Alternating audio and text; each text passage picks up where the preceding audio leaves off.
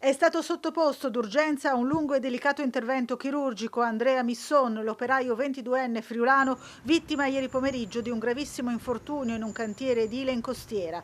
Il giovane è ora ricoverato nel reparto di terapia intensiva dell'ospedale di Cattinara. Ha superato la notte, ma la prognosi rimane riservata. Andrea Misson, originario di Paularo e dipendente della ditta Costruzioni Screm di Tolmezzo, stava lavorando su un'impalcatura del cantiere di ristrutturazione di una villa quando è stato colpito improvvisamente al torace dall'esplosione di un pezzo di tubo impiegato per le gettate di cemento. Il giovane è stato sbalzato di circa 5 metri, rovinando sull'asfalto. Nella caduta ha riportato un grave trauma cranico e un trauma al torace. Sul posto sono giunti subito i sanitari del 118, intervenuti con ambulanza e automedica, oltre ai vigili del fuoco e al soccorso alpino. Missone è stato quindi elitrasportato d'urgenza in ospedale. Le sue condizioni sono apparse critiche fin dall'arrivo dei soccorsi. Intubato e stabilizzato sul posto, l'operaio carnico è stato dunque operato a Cattinara.